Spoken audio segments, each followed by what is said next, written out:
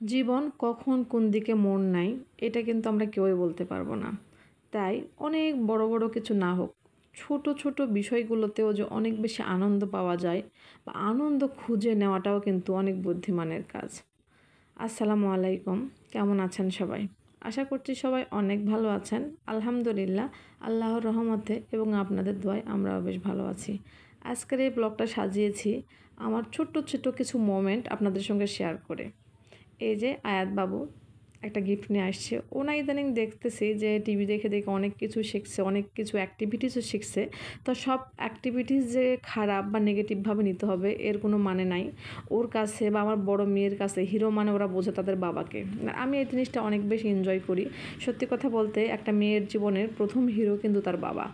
তো এই যে আমি সাহেবের জন্য ছোট্ট উপহারটা নিয়ে আসছিলাম। আমি না সবসময় শুধু ওর কাছ থেকে নিয়ে যাই, এটা আমার কাছে ভালো লাগে না। আমারও কিন্তু কখনো সখনো তাকে কিছু দিতে ইচ্ছে করে। তো ও আবার গোল্ড পরতে একদম পছন্দ করে না, তবে আমি দেখেছি ও কিন্তু হোয়াইট গোল্ড অথবা চাঁদি যেটা এটা পরতে অনেক পছন্দ করে। তাই দোকানে গিয়েছিলাম, আর যাওয়ার পরে এটা দেখে আমার অনেক ভালো লাগে, আর সেটা আমি সাহেবের জন্য নিয়ে আসছি। আর এটা দেখার পর ও অনেক বেশি খুশি হয়েছে। তো মেয়েও একটা রিং পছন্দ করেছিল, তো ওকেও সেটা কিনে দিলাম।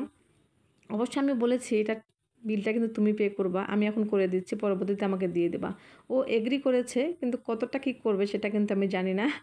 তো সমস্যা নাই, বাবাকে যদি কিছু গিফট করি আর তাহলে তো মেয়েকেও কিছু গিফট করতেই হবে। আসলে এইটাই তো জীবন, তাই না? অনেক বেশি কিছু না দিতে পারি, আমার সামর্থ্য অনুযায়ী আমার সাধ্য মতো কিছু তো দিতেই পারবো।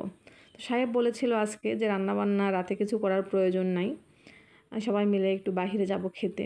তো আজকে একটা স্পেশাল ডে ছিল সত্যি, আমাদের জন্মদিন বা বিবাহবার্ষিকী কোনো কিছুই না। তবে আসলে বললাম না যে ছোট ছোট বিষয়গুলোকেও আমরা সেলিব্রেট করতে, মানে আমি বিশেষ করে আমি সেলিব্রেট করতে অনেক পছন্দ করি। আর সবচাইতে বড় কথা, সাহেব অনেক রোমান্টিক, বাট সেটা মানুষকে দেখাতে পছন্দ করে না। আর আমি রোমান্টিক, তো সেটা শো করতেও পছন্দ করি। ও শো অফ করতে পছন্দ করে না, আর আমি শো অফ করতে পছন্দ করি। তবে বাইরের মানুষের কাছে শো অফ করতে আমিও পছন্দ করি না। তবে আমাদের মধ্যে সব কিছু যদি একটু প্রকাশ না করি তাহলে তো চলে না, তাই না? সব কিছু মনের মধ্যে থাকলে কেমন হয়? তো সাহেব যখন বললো যে বাইরে খেতে যাবে, আজকে একটা স্পেশাল ডে ছিল, ও সেটা আর শেয়ার করতেছি না আমি, কারণ কিছু প্রাইভেট থাক। তো এই জন্য আমরা সবাই মিলে এখন বাইরে খেতে যাচ্ছি। সাহেব আমাদেরকে বলে দিয়েছে যে মাগরিবের সালাতের পর চলে আসতে।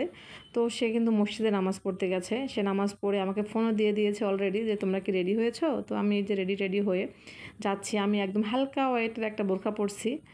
তো আমার আবার অনেক বেশি হেভি ওজনের বোরখাগুলো পরতে ভালো লাগে না। নেই, পার্টি বোরখাগুলো নেই, কারণ আসলে সব কিছুই প্রয়োজন আছে জীবনে।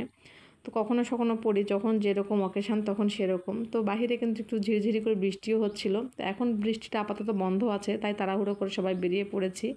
আর চলেও এসেছি রেস্টুরেন্টে।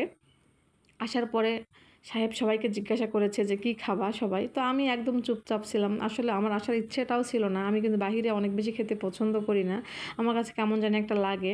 খাবারগুলো যে অনেক বেশি টেস্টি বা হেলদি হয় এই জন্য না, মানে হয় না এই জন্যও না, হয় এই জন্যও না, আবার হয় না এই জন্যও না, কেন জানি না আমার বাহিরে খেতে যেতে ইচ্ছে করে না, কারণ আমি একটু ব্যাকডেটেড। আর সত্যি কথা বলতে মধ্যবিত্ত ফ্যামিলির মেয়ে তো এসবে না অত বেশি অভ্যস্ত না।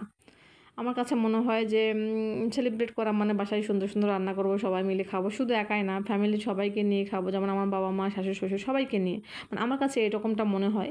তো আসলে সব সময় সব কিছু হয়ে ওঠো না, আর কখনো কখনো না বাহিরেও যেতে হয়, কারণ বাচ্চাদেরও একটা মন মানসিকতার ব্যাপার থাকে। আমার বড় মেয়েটা বাহিরে খেতে অনেক পছন্দ করে, ছোটোটাও দেখতেছি যে বাবাকে প্রায় প্রায় বলে যে আমাদের রেস্টুরেন্টে নিয়ে চলো, রেস্টুরেন্টে নিয়ে চলো।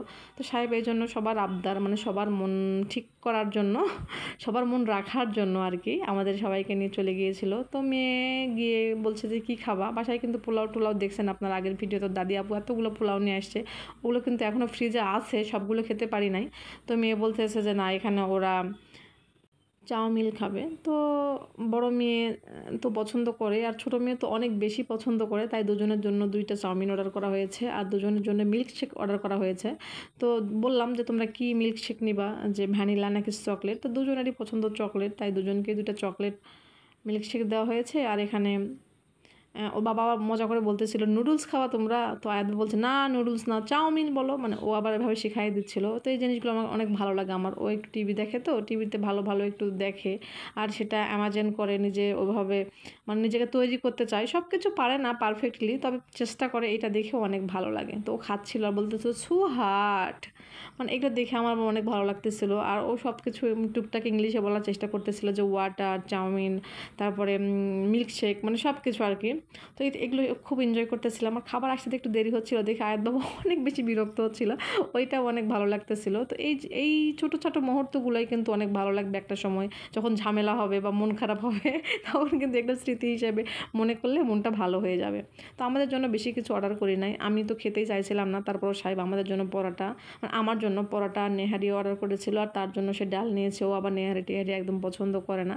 তো আজকের ভিডিওটা এ পর্যন্তই। কেমন লেগেছে অবশ্যই জানাবেন, ভালো লাগলে লাইক কমেন্ট শেয়ার অবশ্যই করবেন, চ্যানেলে নতুন হলে সাবস্ক্রাইব করবেন, ফেসবুক থেকে দেখলে পেজটিকে ফলো দিয়ে দিবেন।